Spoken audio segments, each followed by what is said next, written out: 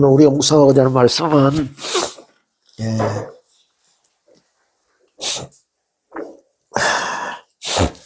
마가복음 16장 말씀입니다. 마가복음 16장 1절부터 20절 말씀입니다. 마가복음 16장 1절부터 마가복음 마지막 장입니다. 16장 1절부터 20절 말씀인데요. 시간 관계상 1절부터 8절까지만 같이 교독하도록 하겠습니다. 마가복음 16장 1절부터 8절 말씀입니다. 제가 읽는 성경은 84페이지입니다. 84페이지. 찾으신 줄 알고 제가 먼저 읽겠습니다. 안식일이 지나매 막달라 마리아와 야고보의 어머니 마리아와 또 살로메가 가서 예수께 바르기 위하여 한 품을 사다 두었다가 안식일 첫날 매우 일찍이 해를 돋을 때 그 무덤으로 가며 서로 말하되 누가 우리를 위하여 무덤 문에서 돌을 굴러주리요 하더니 눈을 들어본즉 벌써 돌이 굴러져 있는데 그 돌이 심히 크더라. 무덤에 들어가서 흰옷을 입은 한 청년이 우편에 앉은 것을 보고 놀라매 성령님이 이르되 놀라지 말라. 너희가 십자가에 못 박히신 나사렛 예수를 찾는구나. 그가 살아나셨고 여기 계시지 아니하니라. 보라, 그를 두었던 곳이니라. 가서 그의 제자들과 베드로에게 이르기를 예수께서 너희보다 먼저 갈릴리로 가시나니 전에 너희에게 말씀하신 대로 너희가 거기서 배우리라 하라 하는지라. 같이 읽겠습니다. 유다들이 몹시 놀라 떨며 나와 무덤에서 도망하고 무서워하여 아무에게 아무 말도 하지 못하더라.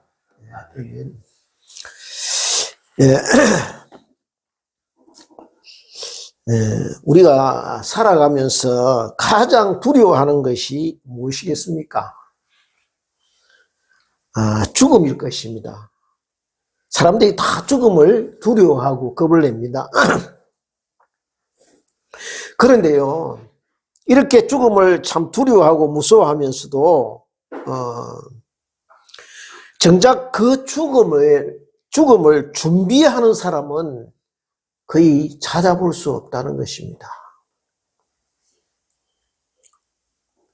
누구나 저나 여러분이나 언젠가는 생을 마감하게 될 텐데 이처럼 사람들이 반드시 오는 이 죽음에 대해서 준비하는 사람은 그리 많지 않다는 것입니다. 요즘 웰빙 하지만은 웰빙 못지않게 웰다잉도 중요한 것입니다.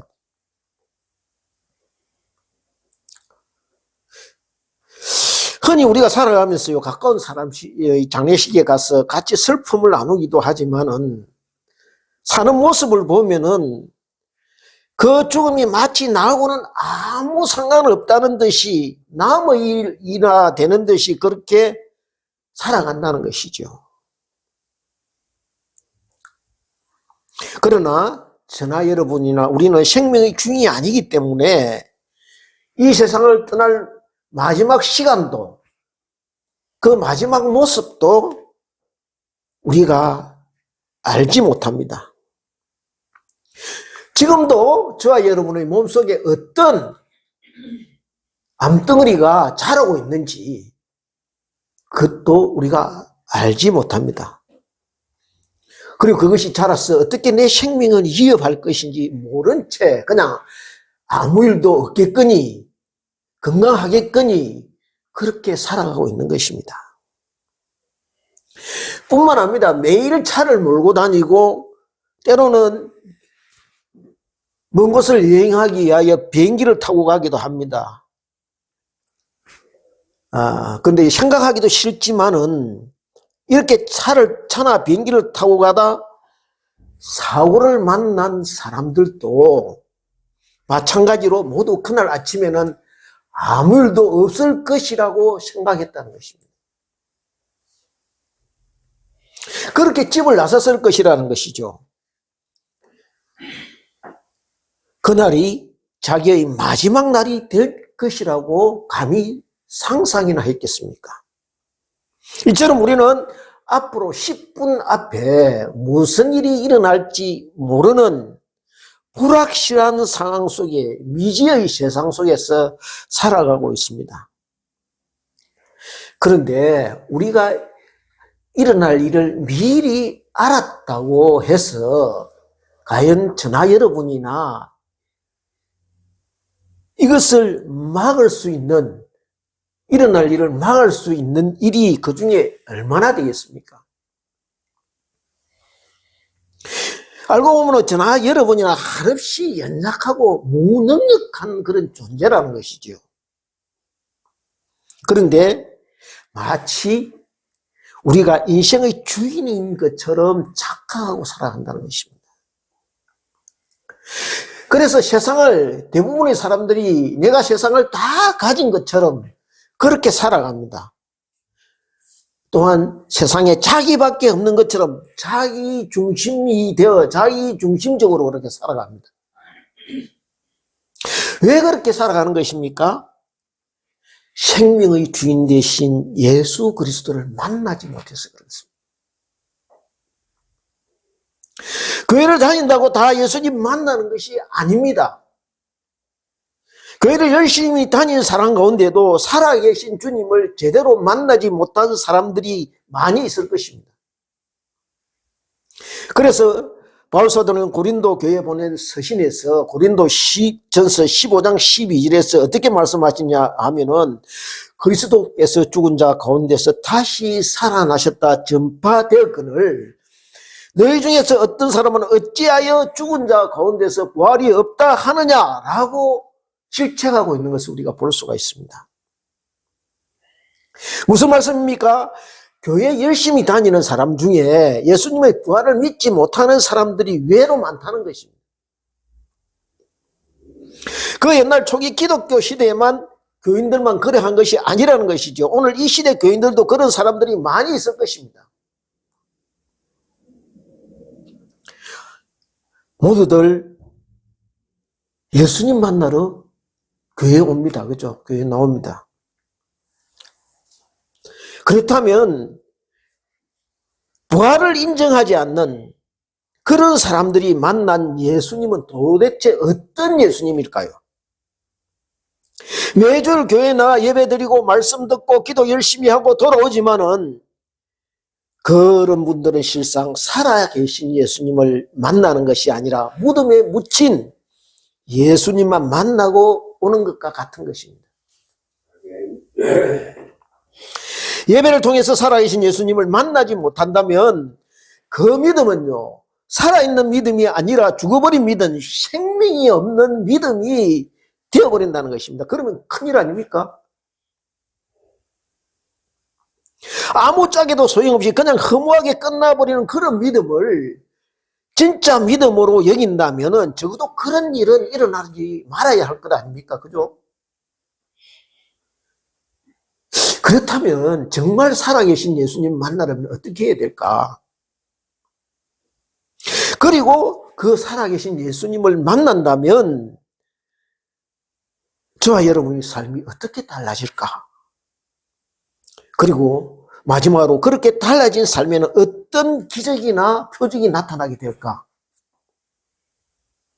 저와 여러분은 오늘 본문을 통하여 이 세 가지 질문에 대하여 같이 살펴보고자 합니다. 다 같이 마가복음 16장 1절을 같이 합독하겠습니다. 한 마음으로 같이 읽겠습니다. 시작.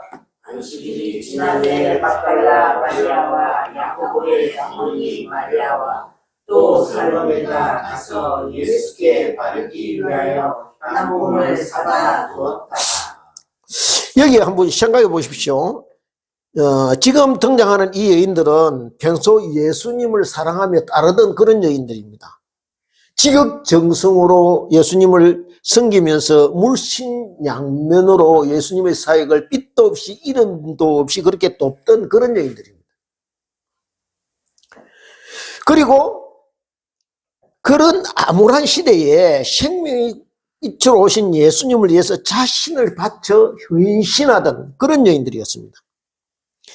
이 여인들이 바라고 원하는 것이 있다면 오직 한 가지 말씀이었을 것입니다. 그것은 무엇인가 하면은 예수님께서 말씀하시는 그 하늘나라가 이 어두운 땅에 임하는 것, 이루어지는 것. 그래서 기쁨과 평강과 행복한 나라, 꿈꾸던 나라가 예수님을 통해 그 땅에, 이 땅에 실현되는 것이 여인들의 한결같은 소망이었을 것입니다. 그런데 그게 꿈으로 끝나버린 것입니다, 지금. 희망 자체가 모두 사라지게 된 것입니다. 허망하게 예수님은 그렇게 돌아가셨고 제자들은 뿔뿔이 흩어져 버렸습니다. 예수님이 잡혀가시자 제자들은 모두 달아나 버렸습니다. 그런데 그렇게 남자들이 모두 떠난 자리에 오직 가련한 여인들만 남아서 마지막까지 십자가 밑에서 예수님을 지켰던 것입니다. 아리마다 요셉이 예수님의 시신을 장례하고 무덤에 안치하는 마지막 그 순간까지 그녀들은 남아 있었습니다. 마태는 그 마지막 장면을 이렇게 기록하고 있습니다. 어떻게요? 거기 막달라 마리아와 다른 마리아가 무덤을 향하여 앉았더라. 슬픔에 잠겨있는 이 철학한 여인들의 모습이 보이지 않습니까? 이렇게 최후의 순간까지 남아서 예수님 시신이 묻히는 장소를 확인한 것입니다. 왜요? 예수님을 사랑했기 때문에. 예수님을 한없이 사랑했기 때문에 그렇게 허무하게 돌아가신 것이 미련이 남아서 돌아가셨음에도 불구하고 안치되어 있는 무덤을 확인하고 시체에 한 줌이라도 넣어드려야 되겠다고 생각한 것입니다. 그래서 아마 그날 무덤을 내려가자마자 미리 한 줌을 준비해 두었다가 그 다음날은 안식이니까 집에서 보내고 안식일 이튿날 첫날 매우 일찍이 해 돋을 때에 무덤을 찾아갑니다. 이 정황을 보면요, 여인들이 마음이 매우 급한 것을 엿볼 수 있습니다. 어서 빨리 가서 예수님의 시신에 이 한품을 좀 향을 발라드려야 되겠다, 그렇게 생각한 것 같습니다. 그래서 어둠이 채 가시기도 전에 무덤을 찾아 올라간 것이지요. 그래서 해 돋을 때에 그 무덤으로 가며라고 되어 있습니다. 3절입니다. 3절 같이 읽겠습니다. 시작. 말하되 누가 우리를 위하여 무덤문에서 돌을 굴려주리요 하더니. 근데요, 실상 이들이 무덤을 지금 찾아가기는 하지만은 예수님의 시신에 항품을 바르려면은 무덤을 가로막고 있는 돌을 굴려서 한쪽으로 치워 놓아야 하는 것입니다. 왜냐하면 이스라엘의 무덤들은 우리나라와 같이 시신을 땅에 묻고 봉분을 이렇게 올리는 것이 아니라 굴을 파서 시신을 그 안에 두고 무덤 입구를 큰 돌로 막는 식으로 이렇게 되어 있기 때문입니다. 그런데 우리가 여기서 한 가지 알아야 될 것은 다른 공간 복음에 보면은 이 무덤을, 예수님의 무덤을 이미 군인들이 지키고 있었습니다. 그리고 무덤 자체를 시신을 누가 훔쳐가지 못하도록 봉인해 놓은 상태였습니다. 이 봉인해 놓는다는 것은 무덤 자체를 이 봉투에 우리가 봉인을 하고 거기 도장을 찍듯이 누가 함부로 그것을 뜯지 못하도록 하듯이 무덤을 함부로 개방하지 못하도록 그렇게 해놓은 상태인 것입니다. 그러니까 왜 이렇게 해놓느냐 하면은 예수님께서 돌아가시기 전에 예수님 돌아가시고 나서 이게 대제사장 바리새인 종교 지도자들이 총독 빌라도를 찾아갑니다. 찾아가서 무슨 말을 하느냐 하면은 예수님이 살아계실 때 내가 십자가에 달렸다가 그렇게 사흘 후에 다시 살아날 것이라고 말했다는 것입니다. 그래서 만일 예수님의 제자들이 예수님의 시체를 어디에 이렇게 훔쳐가지고 다른 데 감춰두고 예수님이 다시 말씀하신 것처럼 사흘 만에 다시 살아나셨다 이렇게 말하면은 오히려 예수님 살아계실 때보다 더 민중들이 미혹되어서 이 도에 이교도 무리에게 빠질 그런 우려가 있으니까 그것을 막아야 된다. 그러니까 군인들을 보내서 무덤을 지키고 무덤을 좀 봉인해달라고 빌라도 총독이 요청한 것입니다. 빌라도가 허용하지요. 그리고 당신네들한테 자체 병력이 있으니까 당신네들이 가지고 있는 병력, 성전 주둔 병력이 있거든요. 그래서 그 병력으로 자체 경비를 쓰도록 해라 하고 허락을 합니다. 이런 여러 가지 정황들을 이렇게 감안하면은 여인들이 찾아간다고 해서 이 무덤을 개방하고 시체를 이렇게 시신의 항품을 이렇게 넣거나 바를 그런 처지가 지금 못 되는 그런 상태입니다. 그런데 왜 여인들이 찾아갑니까? 주님을 사랑하는 간절한 마음 하나 가지고 간 것입니다. 3절 4절을 다시 한번 같이 읽겠습니다. 시작. 서로 말하되 누가 우리를 위하여 무덤 문에서 돌을 굴려주리요 하더니 눈을 들어본즉 벌써 돌이 굴려져 있는데 그 돌이 심히 크더라. 여기에 누가 우리를 위하여 무덤 문에서 돌을 굴려주리 이래 됐죠. 이렇게 서로 걱정하면서 무덤을 찾아갑니다. 그러니까 막연히 우리가 무덤에 가면 어떻게 되겠지 걱정을 하면서 그렇게 가게 된 것입니다. 이처럼 문제는요, 무덤 앞을 가로막고 있는 돌입니다. 돌을 치워야 무덤 안에 들어가서 시신의 향을 바를 수 있는데 돌을 누가 치워주느냐, 그것이 문제인 것입니다. 무엇을 의미하고 있습니까? 저와 여러분이 부활하신 주님을 만나려 하는데 가장 큰 걸림돌이 무엇이냐는 것이죠. 무덤 앞을 가로막고 있는 돌처럼 사람이 죽으면 끝나지 어떻게 부활할 수 있어 라고 하는 바뀌어질 수 없는 자연 법칙. 제가 자연 법칙이라고 이렇게 말씀드렸지만은 실은 인간이 지은 죄의 결과로 인하여 그렇게 된 이 자연 법칙, 그 일반적인 상식, 세상적인 자연 법칙이 우리 마음속에 굳게 자리 잡고 있어서 죽으면 끝나지 사람이 어떻게 살아날 수 있어 하는 이 불신의 걸림돌, 부정의 걸림돌, 이 부정의 걸림돌, 이것이 가로막고 살아계신 예수님을 이렇게 만나는데 걸림돌이 되고 있다는 것입니다.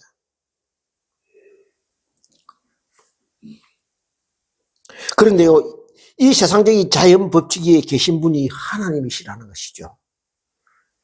왜냐하면 이 자연 법칙을 만드신 분이 하나님이시기 때문입니다. 그리고 우리 주님은 죄가 없으신 분이기 때문에 이 법칙의 적용을 받을 하등의 이유가 없으신 분입니다. 사람은 누구나 이 법칙의 지배를 받지만은 예수님은 이 세상의 자연 법칙, 이 죽음의 법칙을 지배받으시는 분이 아니라는 것이죠. 왜냐하면 이 법 위에서 이 법을 만드신 분이기 때문입니다. 말씀으로 세상을 지으신 분이십니다. 온 우주의 주인이십니다. 그래서 빛이 있으라 하면은 빛이 있었고 해와 달과 별을 만드시고 일정한 궤도를 따라 운행하게 하신 분이 주님이시라는 거예요.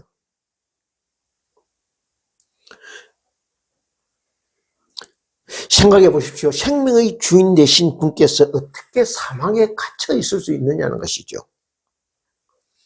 저와 여러분에서 죽음의 제 문제를 해결하시기 위해서 잠깐 사흘 동안 사망의 근세 아래 놓였다가 사흘 만에 부활하신 것입니다. 왜 이렇게 하셨습니까? 저와 여러분도 장차 이처럼 다시 살아날 것이라는 것을 보여주시기 위한 것입니다. 얼마 전에요, C.S. 루이스, 기독교 변증론가입니다. 이분이 글을 쓰신 것인데 제가 본 적이 있습니다. 이런 글이었습니다. 계란은 그냥 두면 곪거나 썩는다. 그런데 품게 되면 새 생명이 태어난다라고 이렇게 쓴 것을 보았습니다. 우리 인생의 생명을요, 계란으로 비유했습니다. 그래서 저와 여러분 모두 예수님의 사랑의 품에 안겨지지 못하면 어떻게 해요? 썩어갈 수밖에 없는 존재라는 것이죠. 살아계신 예수님 만나는데, 그런데 가장 큰 장애물이 무엇인 줄 아십니까? 무덤을 가로막고 있는 돌이라는 것이죠. 그 돌이 치워져야 무덤 안에 들어갈 수 있다는 것입니다. 무덤 안이 열려져야 그 안에 예수님이 계시는지 안 계시는지 알 수 있습니다. 무엇을 말씀하고 있습니까? 예수님 믿는다고 하면서 예수님 따라다니는 이 여인들처럼 저와 여러분도 다르지 않다는 것입니다. 이 의심의 돌, 부정적인 돌이 치워져야만 내 영혼의 상태, 내 믿음의 실상을 똑바로 볼 수 있다는 것입니다. 그래야 저 여러분이 영혼 한가운데 예수님이 계시는지 안 계시는지 알 수 있다는 것이죠. 무엇이 문제입니까? 돌이 치워져야 돼. 그런데 문제는 그 돌이 어떻게 힘이 크다고 되어 있습니다. 여인들의 힘으로는 그것을 굴러내지 못한다는 것입니다. 4절에 한번 볼까요? 보니까 사돌에 보면 눈을 들어본 적 벌써 어떻게요? 돌이 굴러져 있는데 라고 되어 있습니다. 그죠? 그렇다면 그 돌을 누군가 굴러내었다는 것인데 누가 굴러내었습니까? 마태복음 28장 2절에 보면요. 큰 지진이 나며 주의 천사가 하늘로부터 내려와 돌을 굴러내고 그 위에 앉았는데 라고 되어 있습니다. 여인들이 찾아올 것을 미리 아시고 하나님께서 천사들을 보내어 그 돌을 치워주신 것입니다. 그 돌이 있다고 예수님께서 무덤 밖으로 나오시지 못할 것 같습니까? 아닙니다. 요한복음에 보면요. 12 제자들이 이렇게 함께 모였을 때 예수님께서 그냥 공간 이동으로 문이 닫혀 있는데도 들어오셨습니다. 그러면 돌을 치우고 안 치우고 하고는 아무런 상관이 없다는 것이죠. 그러면 이 돌을 왜 치웠느냐? 여인들에게 예수님이 부활하셨다는 것을 보여주기 위하였어요. 하나님께서 미리 돌을 치워주신 것이라는 것이죠.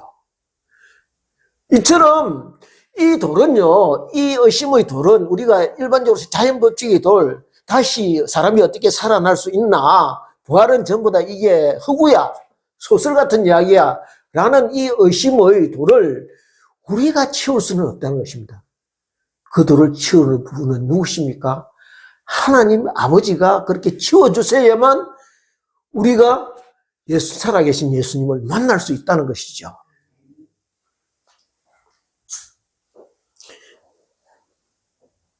그래서요, 우리가 아무리 치워보려도 꼼짝하지 않게 돼. 어떻게 해야 됩니까? 그래서 우리가 이렇게 기도해야 돼요. 주님, 제가 살아계신 주님 만나려 합니다. 그래서 그 음성을 듣고, 그 모습을 뵙고, 그 말씀을 듣기 원합니다. 그러니, 제 마음의 돌을 좀 치워주세요라고 할 때, 성령께서 이 의심의 돌을 치워주시는 것이라는 거죠. 이제 5절, 6절을 같이 읽겠습니다. 시작. 무덤에 들어가서 흰옷을 입은 한 청년이 우편에 앉은 것을 보고 놀라되 청년이 이르되 놀라지 말라. 너희가 십자가에 못 박히신 나사렛 예수를 찾는구나. 그가 살아나셨고 여기 계시지 아니하니라. 보라, 그를 두었던 곳이니라. 그렇습니다. 이 여인들이 무덤에 들어가서 찾는 것이 무엇입니까? 십자가에 못 박히신, 살아있는 예수님이 아니고 살아계신 십자가에 못 박히신 예수님. 이 여인들처럼 교회에 나와서도 십자가에 못 박히신 예수님만 찾는 분들이 있다는 것이죠. 왜요? 그 예수님 만나서 하소연하고 위로받고자 하는 것입니다. 이 여인들이 무덤을 찾아간 것 중에 그런 이유도 있을 것입니다. 가슴 깊숙이 자리 잡고 있는 말 못할 것들을 쏟아놓고 예수님 앞에 죽은 돌아가신 예수님 앞에 하소연하고 싶은 생각이 있었을 것입니다. 마가는 그것을요, 십자가에 못 박히신 예수님을 찾는 것이라고 말씀하고 있습니다. 그것은요, 죽은 예수님을 찾는 것과 같다는 것입니다. 제가 말씀드리고자 하는 예수님께 위로받는 것이 잘못됐다는 뜻이 아닙니다. 다만 그것으로 끝나서는 안 된다는 것입니다. 저와 여러분은 그것을 십자가 밑에 다 묻어놓고 이제는 살아계신 예수님을 만나러 갈리로 달려가야 한다고 말씀하고 계시는 것입니다. 앞에서 말씀드렸습니다. 무덤의 돌이 치워지면 어떻게 됩니까? 무덤 안에 있는 정경들이 고스란히 드러나게 되어 있습니다. 마찬가지로요, 무덤의 돌이 치워지면은 무덤 속 같은 우리 인생에도 빛이 들어오기 시작하는 것입니다. 무덤 속같이 암울하던 우리 인생에 생명의 빛이 들어오게 되면 삶이 어떻게 변합니까? 달라집니까? 어둠에 쌓여있던 인생이요, 밝고 환한 생명으로 바뀌게 되는 것입니다. 그리고 결국 마지막에요, 예수님을 만나게 되는 것입니다. 살아계신 예수님 만난 사람은요, 얼굴이 표정이 환하게 바뀌게 되는 것입니다. 그래서 살아계신 예수님 만난 사람은 사는 방법이 일반 사람과 달라지게 되어 있습니다. 부활의 주님 만난 사람은요, 심령 속에 주님이 계시기 때문에 운전하다가 혹시 누가 끼어들어도 욕하지 않습니다. 저는 욕 많이 했습니다. 뒷자리, 왜요? 뒷자리에 VIP석에 주님이 앉아 계신다고 믿기 때문에. 혹시나 낭만에 마음이 무너질 일이 있습니까? 그래도 낙담하거나 다 끝났다라고 말하지 않습니다. 왜요? 믿는 구석이 있기 때문입니다. 지금은 어렵지만 이제부터 내 인생의 운전대를 주님께 맡기면 주님이 가장 좋은 길로 나를 데려다 주실 것을 믿기 때문입니다. 그러므로 우리 삶의 한가운데 자리에 주님이 계실 자리를 마련해 드리고 그것을 확인하는 일이 중요하다는 것이죠. 왜요? 그렇게 함으로써 살아계신 주님의 음성을 매일매일 들어야 한다는 것입니다. 이제 두 번째로 살아계신 주님 만난 사람이 해야 할 일이 무엇인가? 10절을 같이 보겠습니다. 10절을 같이 읽겠습니다. 시작. 마리아가 가서 예수와 함께 하던 사람들이 슬퍼하며 울고 있는 중에 이 일을 알리매. 그렇습니다. 주님이 다시 살아나셨다고 알리는 일입니다. 문제는 이렇게 직접 예수님을 본 마리아가 알려줬음에도 불구하고 사람들이 믿지 않는다는 것입니다. 11절 마지막 부분을 한번 보십시오. 그들이 마리아의 말을 듣고도 믿지 아니하니라 라고 되어 있습니다. 그죠? 그리고 13절을 한번 보십시오. 예수님이 십자가에 달려 돌아가시고 부활하신 후에 엠마오로 내려가던 두 제자에게 예수께서 나타나셔서 다시 살아나신 것을 알려주셨습니다. 두 사람이 가서 남은 제자에게 알리었으되 어떻게요? 역시 믿지 아니하니라 라고 되어 있습니다. 그리고 14절 다 같이 보겠습니다. 14절 같이 읽겠습니다. 시작. 그 후에 11 제자가 음식 먹을 때 예수께서 그들에게 나타나사 그들의 믿음 없는 것과 마음이 완악한 것을 꾸짖으시니 이는 자기가 살아난 것을 본 자들의 말을 믿지 아니함이라. 믿지 아니함이라. 그러니까 연속해서 세 번 거듭했으면 이거는 왜 이렇습니까? 안 믿는다는 것입니다. 전에도. 생각해 보십시오. 같은 제자들이 하는 말도 안 믿는 판에 지금, 그죠? 안 믿는 판에 저와 여러분이 가까운 사람에게 같은 식구 사이라 하더라도 예수님 살아났다. 우리도 예수님 믿으면 다시 살아날 수 있다라고 말한다고 해서 우리 말을 순순히 그대로 믿어주겠습니까? 아닙니다. 이렇게 말하면 무슨 소리 하고 있어? 라고 믿지 않을 것입니다. 모두 그렇게 그 말은 그냥 예수쟁이들이 입버릇처럼 하고 다니는 말이다 라고 말할 것입니다. 그런데요, 놀라운 것은 거짓말 같은 이 말이 2000년을 지나오면서도 사라지지 않고 성령께서 그 말을 받는 사람들의 마음에 진리로 새겨지게 하시고 아멘으로 고백하게 하신다는 것입니다. 아멘. 거짓말은요, 금방 들통나게 되어 있습니다. 한 몇 년간은 속일 수 있습니다. 몇 사람은, 몇십 사람, 몇백 사람은 속일 수 있습니다. 그런데 2000년 동안 오고 가는 몇십 세대, 몇백 세대, 몇천 세대를 거치는 동안 정인들이 목숨까지 내놓고 이 진리를 지키려고 한 이유가 어디에 있겠습니까? 이 여인들의 말이 사실이기 때문입니다. 십자가에 달려 돌아가시고 부활하신 사건이요, 역사적인 사건이기 때문입니다. 그래서 역사는요, BC와 AD로 나눕니다. 제가 전에 말씀드렸죠. BC는 Before Christ, 예수님 전.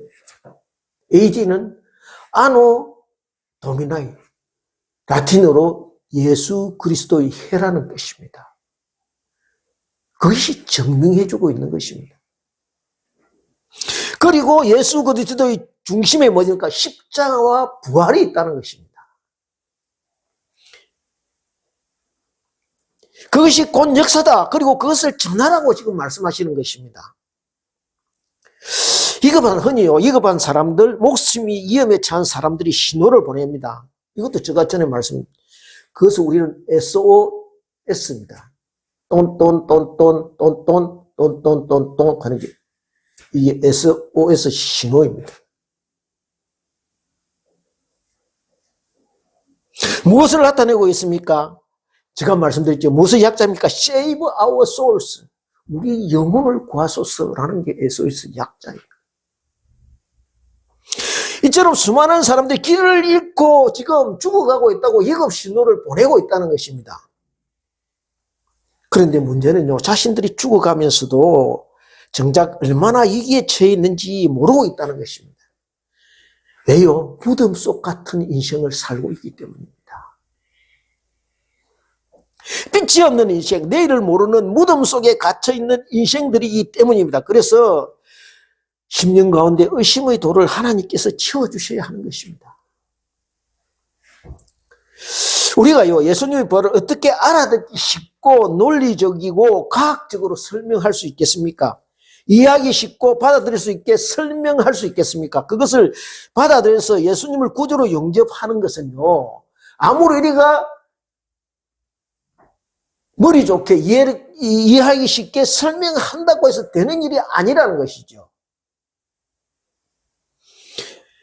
예수님을 구주로 영접하는 것은 내가 하는 일이 아니라는 것이죠. 그것은요, 내 능력 밖의 일이고 하나님이 일하시는 영역이라는 것입니다. 우리는 단지 전하기만 하면 될 뿐이라는 것이죠.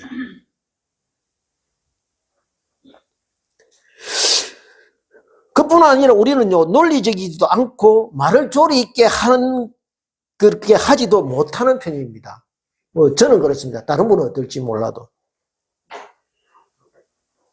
그런데 주님이 지금 말씀하시는 뭐라고 말씀하십니까? 내가 알아서 진행한다라고 말씀하시는 것입니다. 그리고 너희는 다만 전하기만 해라라고 말씀하시는 것이죠. 이르시되 너희는 온 천하에 다니며 만민에게 복음을 전파하라. 믿고 세례를 받는 사람은 구원을 얻을 것이요 믿지 않는 사람은 정죄를 받으리라. 그리고 이제 무슨 말씀입니까? 마지막 부분에 여기에 보면은 16절, 17절, 18절 같이 읽겠습니다. 시작. 믿고 세례를 받는 사람은 구원을 얻을 것이요 믿지 않는 사람은 정죄를 받으리라. 믿는 자들에게는 이런 표적이 따르리니 곧 그들이 내 이름으로 귀신을 쫓아내며 새 방언을 말하며 뱀을 집어올리며 무슨 독을 마실지라도 해를 받지 아니하며 병든 사람에게 손을 얹으면 나으리라 하시더라. 그래서요, 지금도 선교 현장에서는 이런 표적이 많이 일어나고 있습니다. 알려지지 않아서 그렇지. 알려지지 않아서 이렇게 그렇지. 이런 표적들이 수시로 선교 현장에서 나타난다는 것이죠. 여기에요. 뭐라고 해서 너희는 온 천하에 다니며 만민에게 복음을 전파하라 그랬습니다. 온 천하에 다니며 믿고 세례를 받는 사람은 구원을 얻으시고 믿지 않는 사람은 어떻게 해요? 정죄를 받으리니까. 믿느냐 안 믿느냐에 따라 우리 생명이 영원한 생명이 달라진다는 것이죠. 그 누가 그럽니다. 목사님이 자꾸 뭐 천국 하면서 예수님 믿어야 천국 갈 수 있습니다. 이야기하니까 권사님 한 분이 그랬대요. 목사님 그래가지고는 안 믿게 들어갑니다. 강하게 해야 됩니다. 안 믿으면 지옥 갑니다 하고 지옥을 반드시 이야기해야 된다는 것이죠. 거기 이제 이게 우리가 그냥 듣지만은 이동원 목사님이 그랬다는 거 아닙니까? 자기 친구들하고 논쟁을 하다가 이제 이동원 목사님이 원래 이 불교 집안인가 봐요. 그래서 또 말은 머리도 좋고 이러니까 말은 굉장히 잘했대요. 그래서 논쟁을 하면 자기 항상 이겼대요. 그러니까 교회 다니는 친구들이 이게 말이 딸리니까 논리적으로 이게 안 되니까 마지막에 그러더래요. 너 그러다가 지옥 간다 하더래요. 그런데 그게 듣고 나서요. 이게 기회백명 들고 떠나지를 않더라는 것이죠. 그것 때문에 자기가 교회에 나가게 되고 예수님을 영접하게 됐다는 것이죠.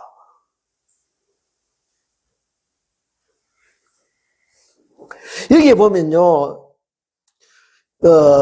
어떻게 되어 있습니까? 믿고 세례를 받는 사람은 구원을 얻을 것이요, 믿지 않는 사람은 정죄를 받으리라. 믿는 자들에게는 표적이 있더라. 어떤 표적이 있습니까?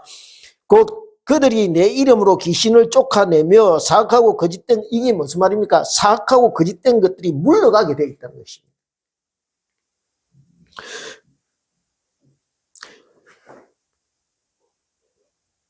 어둠이요, 빛을 이기지 못하는 것입니다. 그 다음에 새 방언을 말하며 그랬습니다. 말이 바뀌어진다는 것입니다. 하늘나라의 말과 땅의 말이 어떻게 같을 수 있겠습니까? 부정적인 말, 안 된다는 말, 어떻게 해요?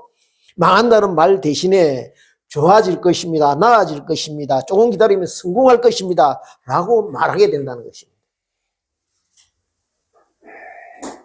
그 다음에 뱀을 집어 올리며 악한 독을 무슨 여기에 뱀을 집어 올리며 이 말은 악한 것이 우리를 해치려 들거나 상하게 못한다는 것이죠. 무슨 독을 마실자도 해를 받지 아니하며 병든 사람에게 손을 얹어적 나으니라. 왜요? 그럴 수밖에 없다는 것이죠. 왜냐하면 그 안에 부활하신 예수님이 계시기 때문에 저와 여러분이 머무는 자리마다 생명의 역사, 회복의 역사가 이어지게 된다는 것이죠. 그 안에 생명의 힘이 넘치기 때문입니다. 건강한 사람은요, 어쩌다 상처가 생겨도 금방 아뭅니다. 왜냐하면 그 안에 생명의 힘이 넘치기 때문입니다.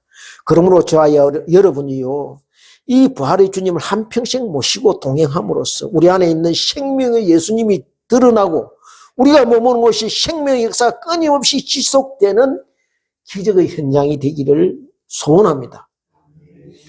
그렇습니다. 죽음과 사망의 근시를 이기신 주님이, 살아계신 주님이 우리 안에 거하고 계시는데 누가 함부로 저와 여러분을 건드릴 수 있겠습니까? 감히. 그러므로 우리가 살아가는 동안 날마다 우리의 날이 승리의 날, 축제의 날, 기쁨의 날이 계속 이어지게 될 것입니다. 이런 놀라운 축복을 누리며 사는 저와 여러분 다 되시기를 주님의 이름으로 축원드립니다. 기도하겠습니다. 주님, 우리를 위하여 죽으시고 부활하셔서 부활의 첫 열매가 되심으로 우리에게 소망을 주셨습니다. 우리는 아무 잘한 것 없지만은 우리는 실족하고 자주 넘어지고 그렇게 실패할 수밖에 없는 인생이지만은 주님이 우리의 모든 것을 책임을 담당하시고 우리의 모든 죄가를 땅에 묻으시고 용서하셔서 우리가 주님처럼 부활할 수 있는, 다시 살 수 있다는 소망의 사람으로 변하게 되어 이제부터 주님이 우리에게 주신 생명의 삶을 우리가 살아갈 수 있도록 그렇게 만들어 주셔서 감사합니다. 남은 우리의 삶이 온전히 이 생명의 삶을 전하는 사람 될 수 있게 하시고, 그래야 우리가 입으로 전하는 이 예수님 때문에 주님 우리 삶이 더 풍성해지고 넉넉해지고 여유로워지고 모든 사람을 포용하고 사랑하고 섬기는 그런 주님을 닮아가는 사람 될 수 있도록 함께하여 주시옵소서. 감사드리옵고 예수님 이름으로 기도드리옵나이다.